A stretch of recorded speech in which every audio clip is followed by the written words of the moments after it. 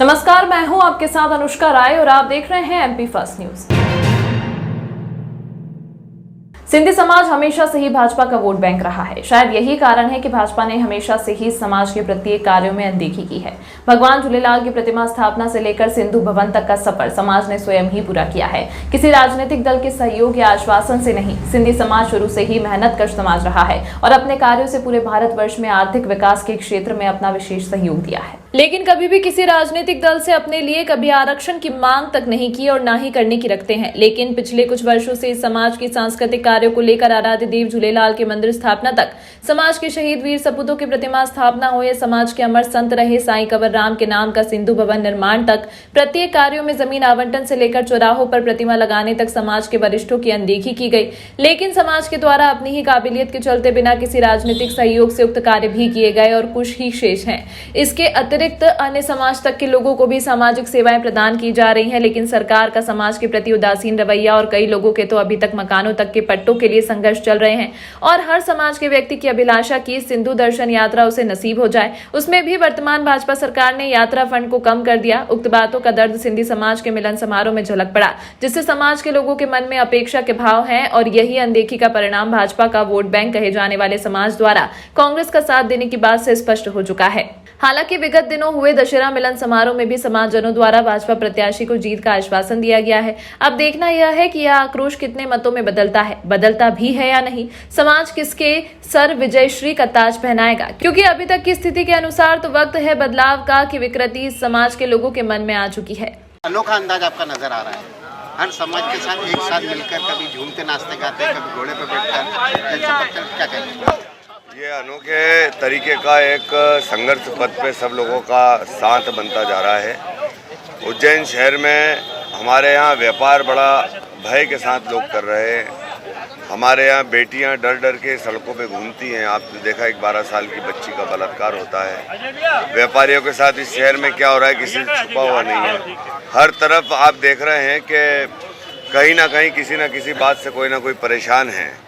तो आज जिस चीज़ को आप देख रहे हैं, जिसको आप आनंद और उत्साह कह रहे हैं, ये वो आक्रोश है जो इस शहर के अंदर भ्रष्टाचार के खिलाफ है, बेरोजगारी के खिलाफ है, भय मुक्त व्यापार चाहते हैं लोग। तो ये आक्रोश उसके लिए है। ये सारी चीज़ें जो हैं एक जन आंदोलन है लोकतंत्र का, जिसके अंदर सब लोग वोट डाल करके परिवर्तन के लिए मन बना चुके हैं। और निश्चित रूप से 3 तारीख को आपको दोनों विधानसभाओं में परिवर्तन दिखाई देगा। मध्य प्रदेश सिंधी कल्याण समिति की तरफ से ये भजन संध्या का आयोजन किया गया था। जन कल्याण और शांति के लिए ये भजन संध्या का आयोजन किया है। इसमें भगवान झूलेलाल की महाआरती की गई है और सभी श्रद्धालुओं ने और समाजजनों ने बढ़ चढ़ के हिस्सा लिया इसमें और सभी को उत्साह रहा है इसमें।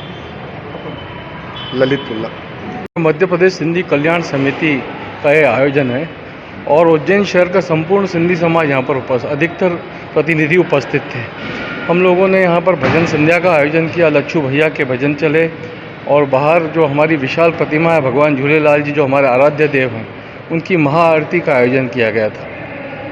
पूरे सभी का यहाँ उसके बाद भोजन प्रसादी की व्यवस्था थी। जन कल्याण के लिए हमने यहाँ आयोजन यहाँ पर किया।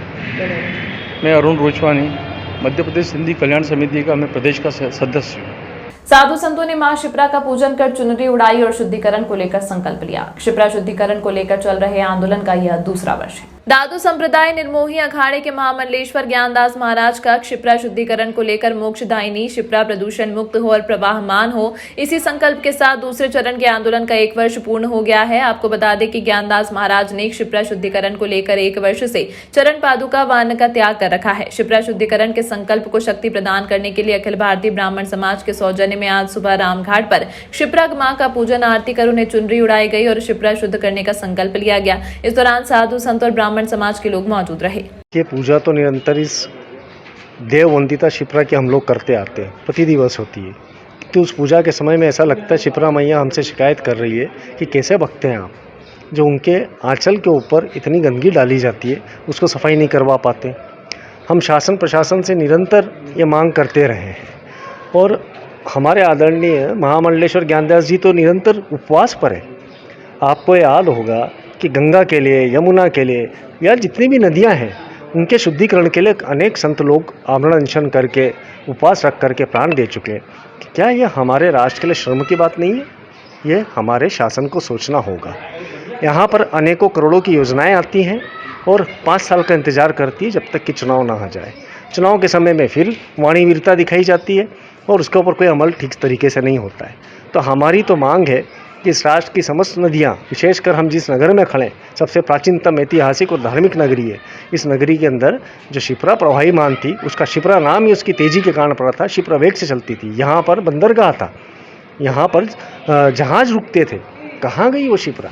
ठीक है, देश काल परिस्थिति के हिसाब से भौगोलिक परिवर्तन आते हैं, किंतु ये नदी तो विद्यमान है। इस नदी के विलुप्त होने की कगार या इसके गंदा होने की स्थिति का जिम्मेदार कौन है, यह हम आप सबको सुनिश्चित करना होगा और शीघ्र अतिशीघ्र कार्रवाई करनी होगी। सीएस भी लगता है, सीएस के पहले कभी देखिए, ये स्पष्ट हम घोषणा कर चुके कि हम बड़े गांधीर्य के साथ में, जवाबदारी के साथ में इन विषयों को ये चुनावी परिप्रेक्ष्य में नहीं कहना चाहते, किंतु आपको हम कह चुके पूर्व में भी कि इस चुनाव के पश्चात हम जनवरी माह, फरवरी माह के अंदर एक विराट सनातन पंचायत का आह्वान कर रहे हैं। उसके अंदर इन सभी मुद्दों को शासन के कानों में डाला जाएगा। शिप्रा शुद्धिकरण को लेकर के 2 वर्ष जो आंदोलन चल रहा था, उसके दूसरे चरण का 1 वर्ष पूर्ण हो गया है। तो हमारे आज सभी संतों के सानिध्य में और ब्राह्मण समाज के नेतृत्व में आज 1 वर्ष पूर्ण हुआ है। तो आज शिप्रा पूजन हुआ, आरती हुई, माँ शिप्रा जी को चुनरी अर्पण की गई और इसी के साथ समापन हुआ है। कार कोई सी भी रहे, हमारा तो एक ही मुद्दा, माँ शिप्रा पावन हो, पवित्र हो, प्रदूषण मुक्त हो। हमारी ये मांग निरंतर रहेगी। वर्तमान की स्थिति बहुत खराब है शिप्रा जी। शुभ मुहूर्त में बही खाता खरीदने की परंपरा वर्षों से आज भी चली आ रही है। शनि और रवि पुष्य नक्षत्र में लोगों ने बही खाते खरीदे। कमली मार्ग स्थित अशोक बुक डिपो दुकान के संचालक जिमी आहूजा ने जानकारी देते हुए बताया कि यह काम हमारे द्वारा करीब 60 सालों से किया जा रहा है। दीपावली आने के 3 महीने पहले से ही बही खाता बनना शुरू कर दिया जाता है, तब जाकर दीपावली पर तैयार हो पाते हैं। आधुनिकता के रंग में रंगने के बावजूद लोगों ने परंपरा को नहीं छोड़ा है। इसका उदाहरण पुष्प नक्षत्र का बही खाते खरीदी के रूप में नजर आया है। लोगों ने शुभ मुहूर्त में शगुन के बही खाते खरीदे। बही खातों के विक्रेता ने कहा कि कंप्यूटर का प्रचलन बढ़ने से अब बही खाते का युग समाप्त हो रहा है, लेकिन इसके बाद भी दीपावली के पूर्व लोग शगुन के रूप में बही खाते खरीद कर पूजा करते हैं। आपको बता दें कि दुकानदार बही खाते के लिए 3 महीने पहले से ही इसकी तैयारी शुरू कर देते हैं। आज पुष्य नक्षत्र में काफी संख्या में लोगों ने बही खाते खरीदे। कमरी मार्ग पर अशोक बुक डिपो द्वारा स्टॉल लगाया गया है, जहां पर खरीदी को लेकर लोगों में उत्साह नजर आ रहा है और लोग जमकर खरीदी कर रहे हैं। मैं हूँ नरेंद्र सिंह अकेला, पत्रकार प्लस कवि भी हूँ। आपने मुझसे जो आज पुष्य नक्षत्र के बारे में कहा है, आज उज्जैन में माहौल बहुत अच्छा बना हुआ है। लोग खरीदारी करने के लिए अपने घरों से निकले हैं और कितना बढ़िया ये अवसर है कि पीछे अजान हो रही है और इधर पुष्य नक्षत्र में लोग खरीदारी कर रहे हैं। मैं आप सभी का अभिवादन करता हूं और ये भी कहना चाहूँगा कि उज्जैन जो है त्योहारों का शहर है। यहाँ सभी लोग मिलजुल कर त्यौहार मनाते हैं और दीपावली एक ऐसा त्यौहार है जो पूरे देश में मनाया जाता है और सभी समाज के लोग, लक्ष्मी किसे नहीं चाहिए, सभी लोग लक्ष्मी जी का पूजन करते हैं और इस त्यौहार को धूमधाम से मनाते हैं। आपने मुझे बोलने का मौका दिया, बहुत बहुत धन्यवाद। नमस्कार। बाज़ार में बहुत उत्साह है इन चीज़ों का। ये बहुत पौराणिक और बहुत मान्यता वाली चीज़ें हैं। इसके अंदर तारीखें, तारीखी गट्टे, तारीख कैलेंडर, डायरियाँ, सभी तरीके की डायरियाँ, पेन, अलग अलग वैरायटी की सारी स्टेशनरी के सामान मिलते हैं। मुहूर्त हर 1.5 घंटे का रहता है इसका। चल लाभ शुभ में लेना अत्यधिक महत्वपूर्ण है। ये हिंदू धर्म के हिसाब से सबसे आज के दिन बही खाता खरीदना बहुत ज़रूरी आवश्यक चीज़ें होती हैं। आखिरी मुहूर्त कब का है? आखिरी मुहूर्त 6 बजे से रात को 10:30 बजे तक का है। इस प्रकार का उत्साह दिख रहा है शहर में। बहुत अच्छा उत्साह मिलता है। हर साल लोग आते हैं, बड़े प्रेम से खरीदते हैं। इसकी तैयारी शुरू हो जाती है 3 महीने पहले से। इसकी तैयारी सारी शुरू हो जाती है। रजिस्टर सिलना, भैया सिलना, कट्टे प्रिंट करवाना, सारी तैयारी 3 महीने पहले से शुरू हो जाती है। ये क्या नाम है आपका? मेरा नाम Ashok book depot Jimmy Ahuja नाम है मेरा। उज्जैन के पमासा थाना क्षेत्र में इनामी बदमाश को पकड़ने गई पुलिस पर हमला हो गया। हमला आरोपी की बहन और मां ने किया। शनिवार रात को हुई इस घटना में पुलिस ने सख्ती से कार्रवाई कर 3 आरोपियों को गिरफ्तार कर शासकीय कार्य में बाधा का प्रकरण दर्ज किया। मक्सी रोड स्थित पमासा निवासी कार्तिक की पुलिस को एक वारंट में काफी समय से तलाश थी। शनिवार रात पुलिस को पता चला कि कार्तिक घर आया है। इस पर आरक्षक अविनाश और वीरेंद्र से पकड़ने गए। पुलिस को देख कार्तिक की मां संगीता और बहन मोनिका ने आरोपी को भागने के लिए पुलिस पर ईंट और पत्थर से हमला कर दिया। घटना की सूचना मिलते ही टीआई करण खुबाल बल के साथ पहुंचे और घेराबंदी कर कार्तिक को गिरफ्तार कर लिया। वहीं हमले में दोनों आरक्षकों के घायल होने पर कार्तिक, संगीता व मोनिका पर भी धारा 353 का केस दर्ज कर गिरफ्तार कर लिया। टीआई खुबाल ने बताया कि दोनों आरक्षक को चोट लगी है। कार्तिक का रिकॉर्ड निकलने पर पता चला कि उस पर आगर में लूट के प्रकरण में फरार होने पर 3000 रुपए का इनाम घोषित है। उसके खिलाफ थाने में 7 और पवासा थाने में 4 प्रकरण दर्ज हैं। उसके आपराधिक रिकॉर्ड को देखते हुए जिला बदर की कार्रवाई पेश की है। तीनों आरोपी को रविवार को कोर्ट में पेश किया जाएगा। सारे काम छोड़ देना, 17 नवंबर को सबसे पहले वोट देना। लॉयंस ऑफ उज्जैन की महारैली को कमिश्नर ने दिखाई हरी झंडी। District governor MJF lion GPS जोहार के मार्गदर्शन में आज प्रातः 9 बजे नगर निगम कार्यालय आगर रोड के बाहर लॉयंस ऑफ उज्जैन के नेतृत्व में मतदाता जागरूकता रैली को नगर निगम कमिश्नर रोशन सिंह एवं पीडीजी द्वितीय लायन प्रवीण वशिष्ठ ने हरी झंडी दिखाकर वाहन रैली को रवाना किया। लॉयंस ऑफ उज्जैन सचिव लॉयन दीपक राजवानी ने बताया कि कमिश्नर महोदय ने मंच से आह्वान किया कि 17 नवंबर को प्रातः 7 बजे से शाम 5 बजे तक 18 वर्ष से ऊपर सभी को मतदान करना आवश्यक है एवं शासन ने इस दिन का अवकाश घोषित किया है तथा उद्योगपतियों एवं व्यापारियों से भी यह निवेदन किया है कि वह अपने यहाँ कार्य करने वाले कर्मचारियों को चुनाव में वोट डालने के लिए अवश्य भेजें। पश्चात लॉयन प्रवीण वशिष्ठ ने भी अपने उद्बोधन में सभी को मतदान अवश्य करने के लिए निवेदन किया। लॉयन गिरीश जायसवाल ने सभी उच्च वर्ग के लोगों से भी उस दिन मतदान करने के लिए विशेष आग्रह किया। अंत में lions of Ujjain lion Rajendra Shah ने रविवार होने के बावजूद भी सैकड़ों की संख्या में उपस्थित लॉयन साथियों को विशेष धन्यवाद दिया कि वह समय निकालकर इस जागरूकता अभियान रैली में भागीदारी की एवं मतदान अवश्य करने के लिए इस ऐतिहासिक रैली को सफल बनाने के लिए सभी का आभार माना। रैली में 25 कारों के साथ 150 टू व्हीलर शहर के प्रमुख मार्गों फाजिलपुर, निकास चौराहा, कंठाल चौराहा, नई सड़क, दौलतगंज, मालीपुरा, चामुंडा माता चौराहा, टावर चौक, सिंधी कॉलोनी, सुभाष नगर, नानाखेड़ा होते हुए विक्रमादित्य होटल पर समापन हुआ, जहां सभी ने एक स्वर में हम करेंगे मतदान, औरों को भी करेंगे प्रेषित की शपथ ली। कार्यक्रम में विशेष तौर पर region chairperson Lion Shrikant Vaishampayan, Lion Narendra Rathi, Lion Meena Mittal, Lion Radha Chauhan, Lion Parul Shah, Lion Chhaya Lokhande, Lion Vitthal Nagar सहित समस्त सैकड़ों की तादाद में लॉयन सदस्य एवं पदाधिकारी गण मौजूद थे। कार्यक्रम का संचालन ऋषिराज अरोड़ा ने किया। आभार lions of Ujjain MJF lion Rajendra Shah ने माना।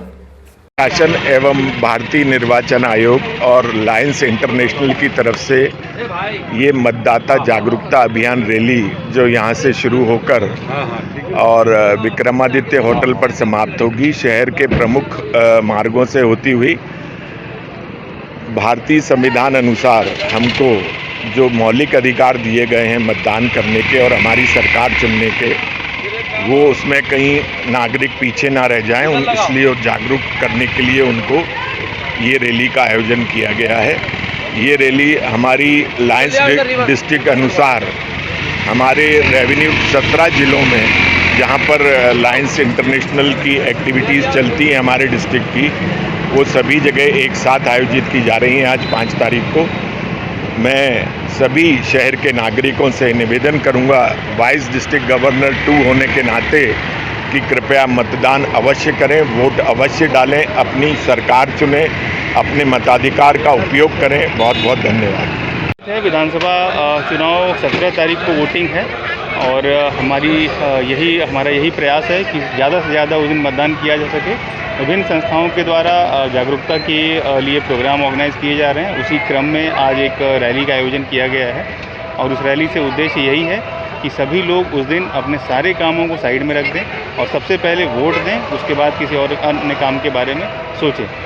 प्रशासन द्वारा सुगम मतदान की व्यवस्था की जा रही है, उसके बारे में भी सभी को बताया गया है कि जनरली ऐसा देखा गया है कि शहरों के लोग मतदान करने से सोचते हैं कि वहाँ पे कौन जाए अपना समय निकाल के मतदान करने, इसलिए आज विशेष रूप से ये जागरूकता रैली ऑर्गेनाइज की गई थी कि आप मतदान केंद्रों पे जाएं। हमारी पूरी व्यवस्थाएं हैं वहाँ पे, किसी तरह की किसी को दिक्कत नहीं आएगी और आप ज़्यादा से ज़्यादा संख्या में जाके अपने वोट को दें।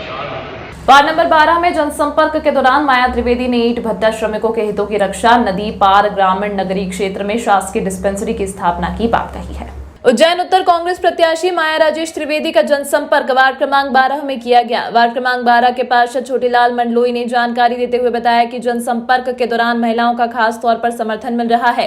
सर्वप्रथम दानी गेट स्थित गणेश मंदिर पर पूजन अर्चन एवं आशीर्वाद लेकर जनसंपर्क प्रारंभ किया गया। वार्ड 12 से ही पार्षद रहकर करोड़ों रुपए के विकास कार्यों से वार्ड का कायाकल्प करने वाली माया राजेश त्रिवेदी का वार्डवासियों ने भावभीना स्वागत किया। माया राजेश त्रिवेदी ने सभी मतदाताओं से पूर्व की तरह आशीर्वाद लेने का निवेदन करते हुए कमलनाथ द्वारा महिलाओं को 500 रुपए में गैस टंकी देने तथा हर पढ़ने वाले बच्चों को प्रति माह छात्रवृत्ति देने का विश्वास दिलाया। जनसंपर्क के दौरान वार्ड 12 के ग्रामीण क्षेत्र के रहवासियों ने शासकीय स्तर पर चिकित्सा सुविधाओं की कमी बताई तो श्रीमती त्रिवेदी ने कांग्रेस सरकार बनने पर शासकीय डिस्पेंसरी खुलवाने का आश्वासन आमजनों को दिया। कार्यक्रम में मुख्य रूप से दानी गेट, बिलोटीपुरा, सोमवारिया, रंजीत हनुमान, मोहनपुरा, मुरलीपुरा क्षेत्र में किया गया। जनसंपर्क में प्रमुख रूप से महेश सोनी, आजाद यादव, योगेश शर्मा, रवि राय, अशोक सारवान, विक्रम सिंह पटेल आदि कार्यकर्ता एवं पदाधिकारी उपस्थित रहे। आज उज्जैन उत्तर प्रत्याशी श्रीमती माया राजेश त्रिवेदी जी का वार्ड नंबर 12 में जनसंपर्क चल रहा है। वार्ड के लोगों का और क्षेत्र की जनता का भाभी को समर्थन मिल रहा है। भाभी पहले इस वार्ड से पार्षद रहे, उस भाभी ने इस वार्ड में करोड़ों का काम किया है तो भाभी को भाभी का ये घरेलू वार्ड है, भाभी को अपार जनसंपर्क इस वार्ड से मिल रहा है। तमाम महत्वपूर्ण खबरों के लिए देखते रहिए MP फर्स्ट न्यूज।